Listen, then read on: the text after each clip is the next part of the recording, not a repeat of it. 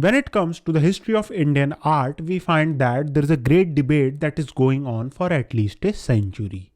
This debate revolves around the question of how the Indian art originated. To understand this point, we have to see that in the Ganga Valley, the earliest known form of art is the Mauryan art. The Mauryan art is comprised of Mauryan pillars, capitals, and the various rock-cut caves that were constructed by Aśokan and his successors. All of these are an example of an art that has matured. Now, the fact that the earliest known form of art in the Ganga Valley is the Mauryan art, and this Mauryan art is highly evolved and mature, creates a problem. To better understand this problem, let's take an example. Suppose you are excavating a particular site.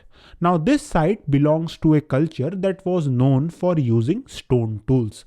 But in this excavation, you suddenly come across a beautifully crafted bronze sword. Now the fact that this culture, which was known for using stone tools, suddenly have a bronze sword requires explanation. So you have to explain how this sudden transition from using stone tools to bronze tools happened, and you also need to find what were the intermediary steps involved in this evolution. Now in the Mauryan case, we find that similar things have happened.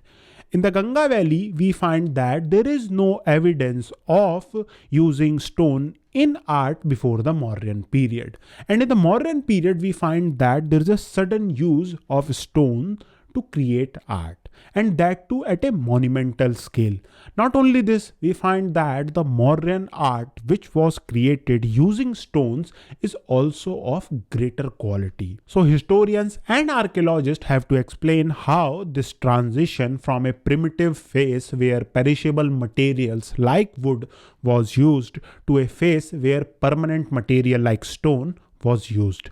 And in this explanation, we find that mainly there are three types of theory. So the first theory argues that it was because of Western influence that the Mauryan art evolved. Historian Vincent Smith and archaeologist John Marshall are the proponents of this group, and they argue that this sudden transition from using wood to stone that we see in the Mauryan period happened because of Western influence, and particularly the Achaemenid influence. So these historians argue that when the Mauryan Empire was emerging, the Achaemenid Empire had already declined. And this decline was mainly because of Alexander's invasion. Now, the artists, craftsmen, and workers that were employed by the Achaemenid emperors had no work. So they started migrating into India. And these various craftsmen found work in the emerging Mauryan court.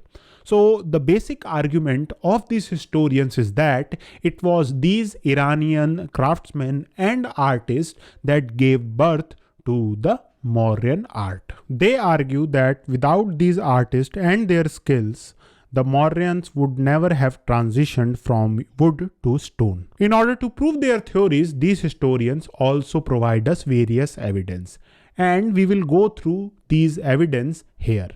Now, the first evidence these historians provide is the use of Mauryan polish. The Mauryan polish can be seen on various capitals, pillars, and even some sculptures, and it creates a lustrous surface. We see that this Mauryan polish first appeared in the Mauryan period, and with the decline of the Mauryan Empire, we see that this polish also declines, and in the later sculptures and various arts, we find that there is no evidence of this type of polish being used. So the fact that this technique first appears in the Mauryan period and later disappears shows that it was not developed by the Indian artist.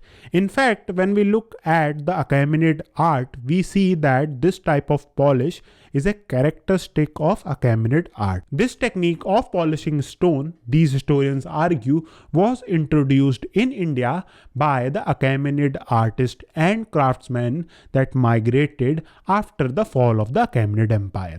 So this is the first point in their argument. The second evidence which these historians provide is the pillared hall, which was excavated by Dr. Spooner in Patna in around 1912. Now, in this excavation, Dr. Spooner had excavated a pillared hall that belonged to the Mauryan period. And these historians argue that this pillared hall, in both its scale and the way the pillars are placed, resembles the Achaemenid structures at Persepolis. Moreover, the pillars of Patliputra's pillar hall were also polished. So the fact that the placing as well as the polish of these pillars which were found in Patliputra were similar to the Achaemenid structures means that it was the artist of Achaemenid Empire that had built these structures. Another point which these historians make is that the fact that the Mauryan art is directly or indirectly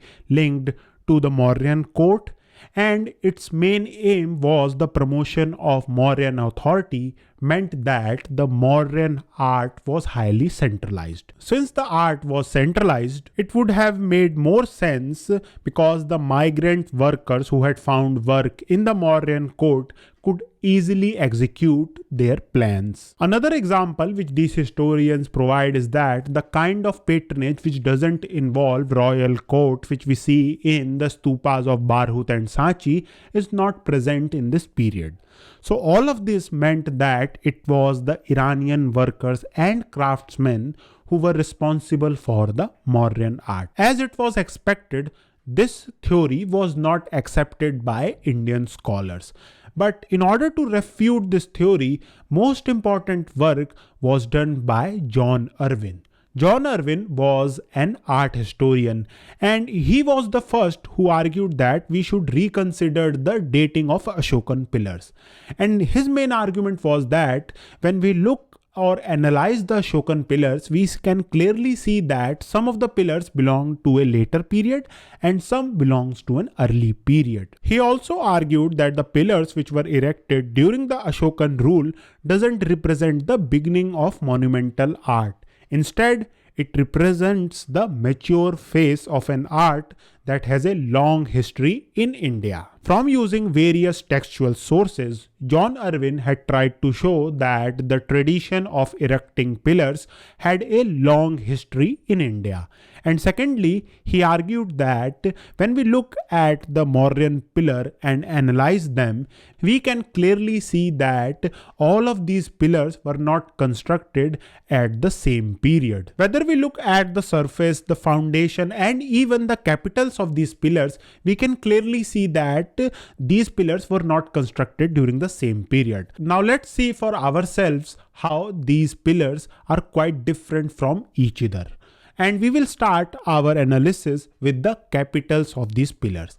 Now when we look at the capitals, we find that capitals on pillars from Rampurva, Sankisa and Vaishali were quite different from the capitals from Sarnath, Maurya, Nandangad. We see that the capitals of Rampurva, Sankisa and Vaishali does not have the Mauryan polish, whereas the capitals from Sarnath, Maurya, Nandangad have the Mauryan polish. So here you can see the difference between the capital and its surface. Now the same difference can be seen in the surface of the pillars. Some of the pillars like the pillars from Vaishali were not polished, whereas pillars from Sarnath and even the pillar which is situated in Firozshah Kotla had a polished surface. Apart from this, we can also see that some of these pillars are not inscribed.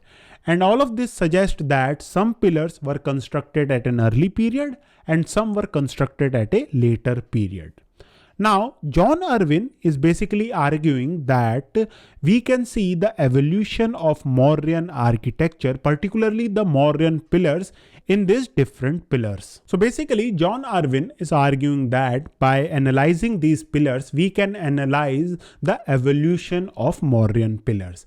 And by doing this, he is attacking the basic on which the Western influence theory rests. The Western influence theory argued that we cannot see the evolution of how the transition from a primitive phase where wooden was used, then a phase where stone was used happened. And whereas John Irwin is arguing that by analyzing these pillars, we can see the evolution. But this analysis of John Irwin has some problems.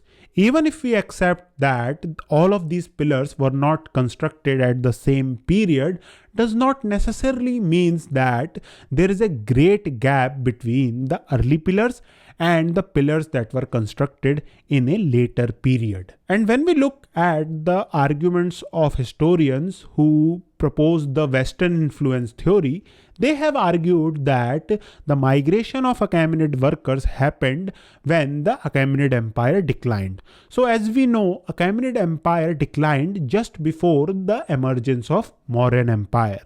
So it could possibly be the case that it was in the period of Chandragupta or his successor Bindusar that these early pillars were constructed, and the later pillars were constructed in the period of Ashoka. We can also not ignore the fact that from the period of Chandragupta up to the period of Ashoka, there was a great interaction between Western Asia and India. So it is quite possible that there might have been some influence, particularly the Achaemenid influence, that seeped into the Indian architecture.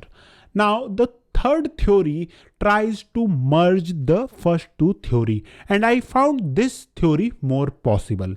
And this theory was proposed by art historians like Niharranjan and V.S. Agarwala.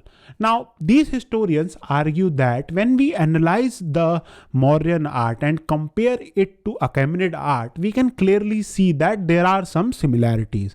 But most importantly, there is also some differences. And these differences tells us that the art which was developed in the Mauryan period took equally from the Achaemenid art and also used the art that was found in the Indian society. In order to understand this point, let's compare these two different arts.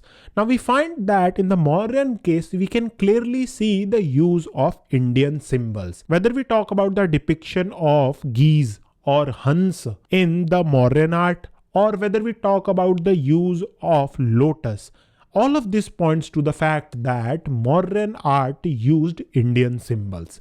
Secondly, when we look at the pillars of Mauryan period and the pillars of Achaemenid Empire, we can clearly see that the Achaemenid pillars was made up of different segments.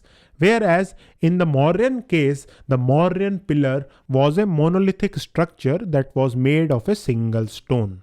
We also see that the Achaemenid pillars were part of a structure, whereas the Mauryan pillar was a structure on its own. All of these examples points to the fact that there was clear difference between the Mauryan art and the Achaemenid art. But we cannot also ignore the fact that there was also some similarities, and these similarities were born of the fact that rulers of a particular region employed artists from different regions to carry out their architectural program.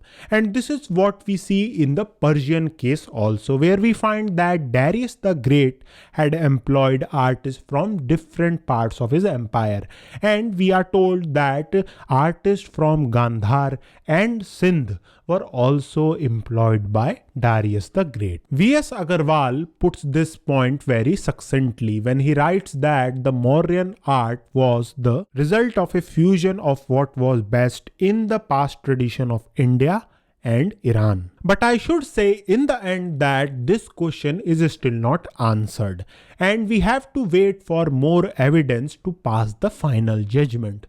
Thank you for watching.